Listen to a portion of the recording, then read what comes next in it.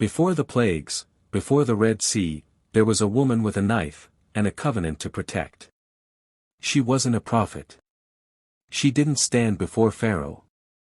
She never split a sea or raised a staff. Yet, one dark night, her hands performed the act that kept God's wrath from falling on Moses himself. Her name was Zipporah, a Midianite. A foreigner.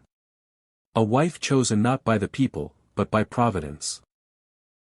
Most remember Moses for his miracles, but few realize he would have never survived his mission without this woman. When death came for the deliverer, it was his wife who stood between him and the grave. In Exodus 4, we find a chilling encounter. God himself seeks to kill Moses. The reason? A neglected command. But before judgment falls, Zipporah acts with terrifying clarity, circumcising her son and placing the blood where life hung in the balance. Why would God entrust such a sacred moment to someone so hidden? Why does Scripture show us this brief flash of violence and obedience, and then let her vanish? Could it be that the foundations of deliverance were laid by someone no one expected? If you believe stories like this should no longer stay buried in the pages of forgotten chapters, subscribe now. Don't hesitate. Because if a Midianite woman could face the wrath of God to preserve a calling, what excuse do you have for ignoring the truth? And if you still choose not to subscribe, drop a comment below. Tell us what holds you back. We'll wait. Now declare this with me, even in the shadows, I carry purpose. Like Zipporah, I will not stay silent when destiny is on the line.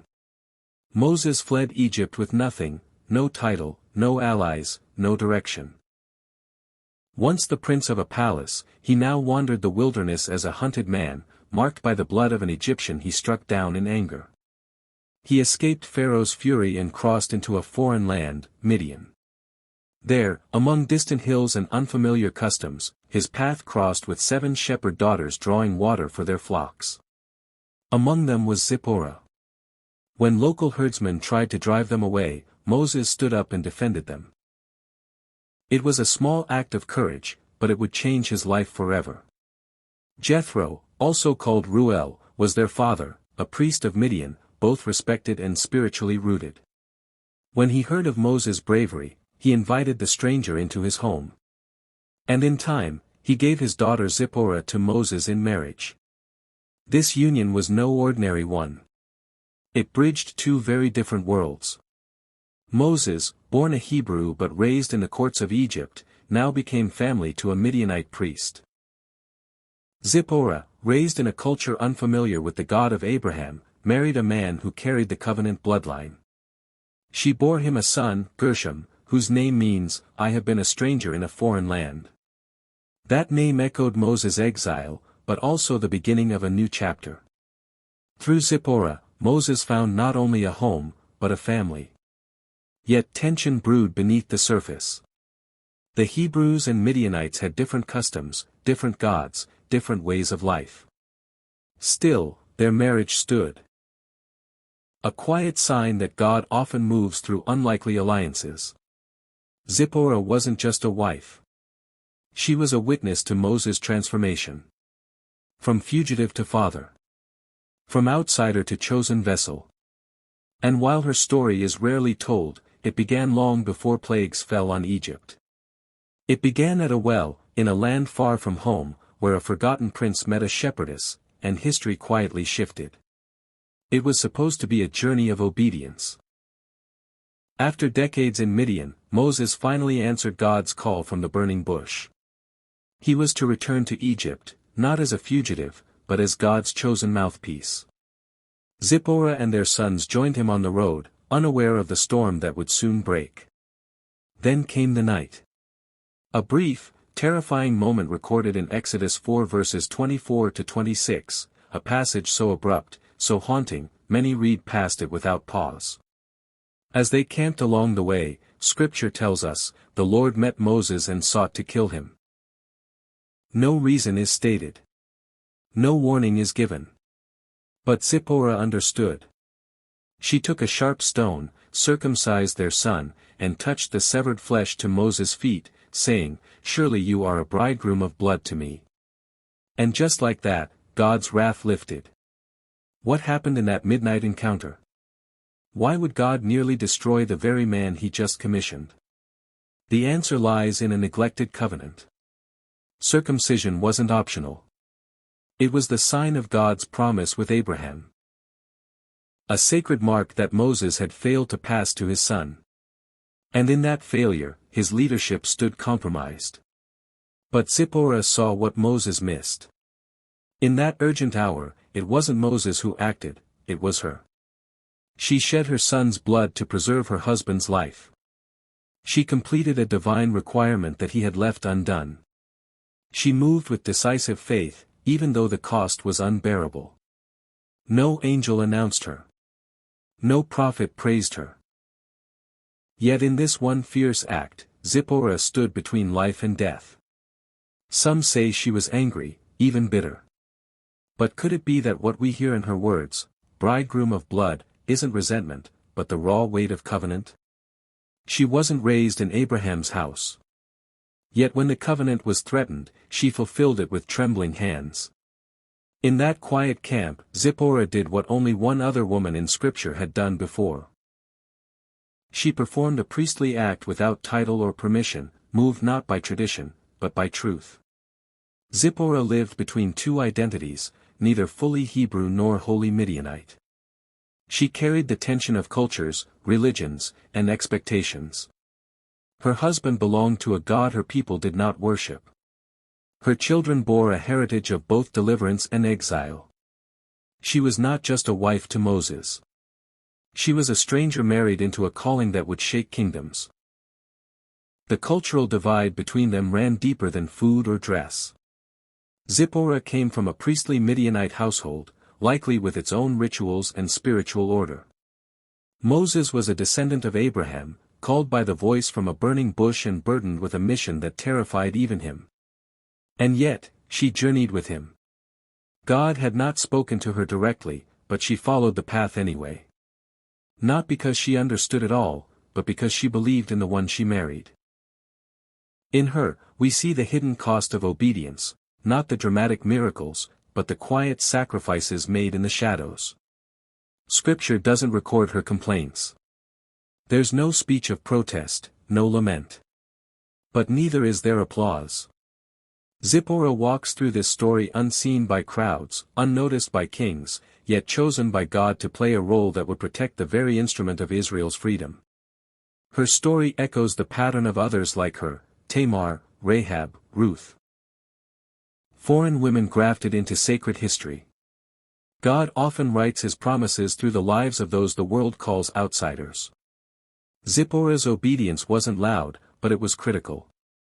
Her presence on the journey was no accident. She stood as a quiet bridge between a nation's past and its unfolding deliverance.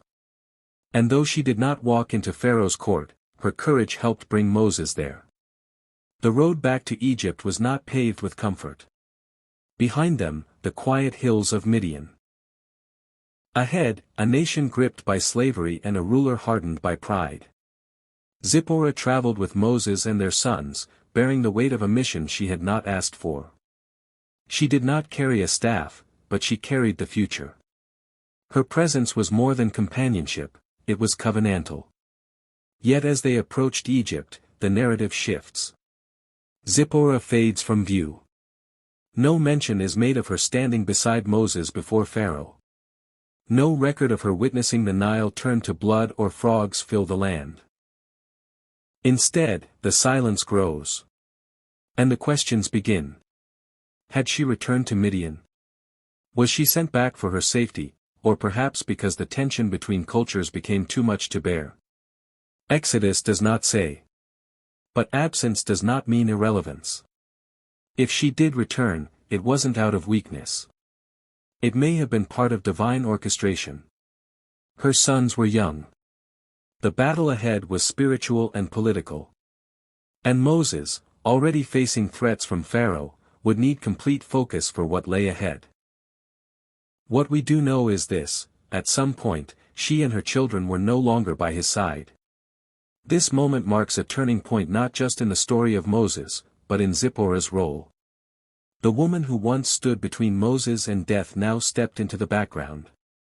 But even in silence, her influence lingered. Because every step Moses took toward Egypt had been shaped by her obedience. Every word spoken before Pharaoh was built on the foundation of a life she had helped preserve. Sometimes, the most faithful acts are the ones that never get told from a pulpit. They happen in tents, along dusty roads, and in quiet decisions that change the course of history. Time passed. The plagues fell. The Red Sea parted. A nation walked free from bondage. But still, no mention of Zipporah. Then suddenly, she returns, quietly, without fanfare. In Exodus 18, we read that Jethro, her father, brought Zipporah and her 2 sons to meet Moses in the wilderness. No dramatic reunion is recorded. No conversation between husband and wife is captured. Only the briefest summary: he had sent her away. Why did Moses send her away? Was it for protection during the chaos in Egypt? Or was it because the strain between her Midianite heritage and his Hebrew mission became too great? Whatever the reason, she returns, not alone, but with a witness. Her father, the priest of Midian, brings her back. And in doing so, he brings something else: wisdom. Jethro observes the burdens Moses carries. The long lines of people waiting for judgment. The exhaustion of a man trying to do everything himself. And Jethro speaks, not as a rival, but as a father who understands leadership. He tells Moses to delegate, to raise up others, to share the load. It's no coincidence that this wisdom arrives with Zipporah. Though she doesn't speak in the text, her presence here is deeply symbolic. She re-enters at a moment when Moses is learning to let go of control, to trust others, to move from solitary hero to communal leader.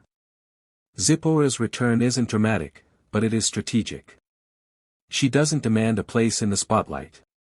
She simply stands by the man whose life she once saved, offering stability in a time of shifting leadership. Even when silent, she represents the unseen strength that supports the visible mission. In the wilderness, leadership had a price. What began as a divine calling now pressed heavily on Moses. The people complained. The weight of every dispute, every decision, fell on his shoulders. And through it all, Zipporah remained largely invisible. Yet her presence was no small matter. She had walked the long road of calling before the signs and wonders ever began. She knew what it meant to sacrifice in silence. In Exodus 18, Jethro counsels Moses to delegate, to appoint capable men as judges over the people. This advice reshapes Israel's structure. But behind that pivotal moment stands a quiet implication: Moses could not carry everything alone. And he wasn't meant to. Zipporah may not have been consulted, but she was living proof of that truth. She had already carried what Moses could not, understood what he had delayed, acted when he froze. Her story had already taught him what happens when one person tries to carry the covenant by themselves. Leadership is not just about bold speeches or divine encounters. It's also about knowing when to receive help, even from unexpected sources. In a culture that often measured strength in public displays, Zipporah modeled a different kind of power, one rooted in wisdom, restraint, and unwavering loyalty. Though the text gives her no dialogue in these chapters, her impact remains. She stood beside a man who spoke with God face to face, yet bore none of his titles. She witnessed the formation of a nation without ever leading its assemblies. But sometimes, the quiet figures standing in the margins are the ones holding everything together. Zipporah reminds us that silent labor is still sacred. That invisible sacrifices shape visible history. And that the ones history forgets, God remembers. Then came the whispers of criticism. Not from Pharaoh. Not from outsiders. But from within Moses' own family. In Numbers 12, Miriam and Aaron speak against him. Their complaint: has the Lord spoken only through Moses? Hasn't he also spoken through us? But Scripture uncovers a deeper offense. Miriam and Aaron took issue with Moses' wife, calling her a Cushite woman. The text does not clarify if this Cushite woman was Zipporah or another. But the implication stings. If it was Zipporah, then even after all she had done, after the midnight circumcision, the wilderness silence, the reunion with her husband, she was still viewed as foreign. Still considered other. Miriam, the prophetess. Aaron, the high priest. Together, they challenged Moses' authority. Yet it began with an attack on the woman beside him. But God heard them. And his response was swift. He summoned the three of them and defended Moses, not only for his humility but for his divine calling. Then he struck Miriam with leprosy. The judgment was public. Painful. Lasting 7 days. Why such a harsh response? Because when God chooses someone, he also chooses their journey. And Zipporah was part of Moses' journey. To attack her was to question God's decision. Whether Miriam's words came from jealousy, pride, or prejudice, they revealed a deeper truth: Zipporah had never fully been accepted by everyone, even among those closest to her husband. And still, she remained. Not every calling is celebrated. Some are questioned, ridiculed, even rejected. But God makes it clear, his plans are not up for debate. Zipporah, though silent, stood defended by heaven itself. By now, the great miracles had been witnessed. Manna had fallen. Water had flowed from rock. The law had been given. The people of Israel had seen fire, cloud, and thunder on Sinai's peak. But Zipporah's name faded from the pages. No farewell. No final tribute.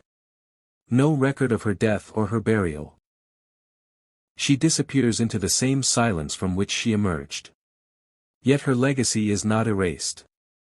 Through Zipporah, Moses became a husband, a father, and a man shaped by humility long before he led a nation.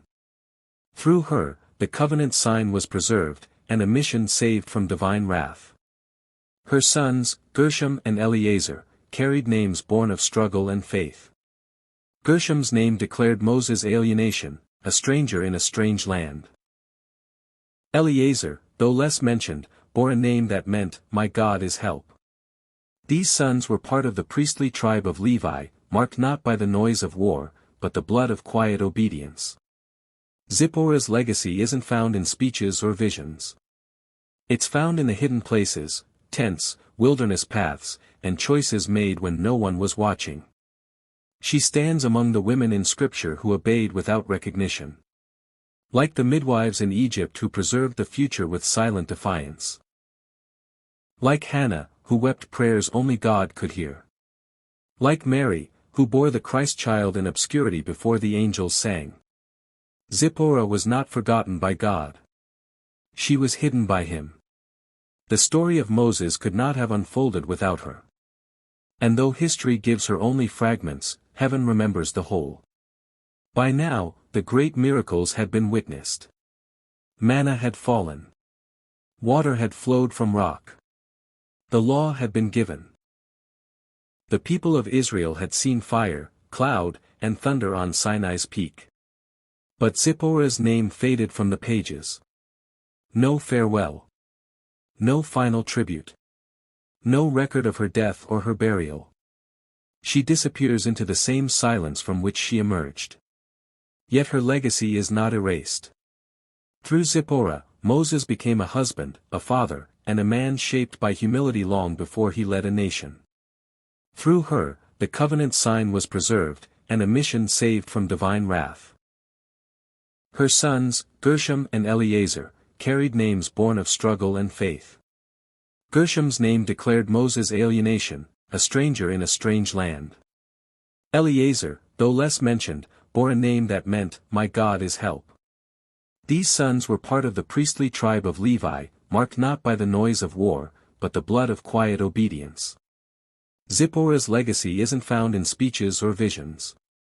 It's found in the hidden places, tents, wilderness paths, and choices made when no one was watching. She stands among the women in Scripture who obeyed without recognition. Like the midwives in Egypt who preserved the future with silent defiance. Like Hannah, who wept prayers only God could hear. Like Mary, who bore the Christ child in obscurity before the angels sang. Zipporah was not forgotten by God. She was hidden by him. The story of Moses could not have unfolded without her. And though history gives her only fragments, heaven remembers the whole. Now speak this aloud. Even when unnoticed, I carry weight in God's plan. Like Zipporah, I will stand in obedience, even if the world never calls my name. She never stood before Pharaoh. She never parted waters or spoke on a mountain. But without Zipporah, the story of deliverance may have ended before it began. She reminds us that obedience doesn't always come with applause. That spiritual strength is often forged in silence. That some of God's most important works are carried out by hands that history forgets. There are women in every generation like her, hidden, uncelebrated, but essential. So as we close her story, we ask again, why did God choose a Midianite woman to carry such sacred weight? Perhaps to show us that his purposes are not bound by bloodline or spotlight. That he sees what others ignore. That faithfulness in the margins matters just as much as miracles in the open. Zipporah's name is rarely preached. But her faith changed the course of history. And now, the question becomes, will you let her story change yours? If this hidden story stirred something in you, don't scroll away. Subscribe now. Not because it helps our channel, but because it reminds you there are still untold stories waiting to be found, and God may be writing yours next. But if you still choose not to, we ask you to do one thing: comment below. Tell us why this story didn't move you to act. Tell us why a woman like Zipporah didn't deserve your attention. Then ask yourself, are you living unseen? Or ignoring what's been revealed?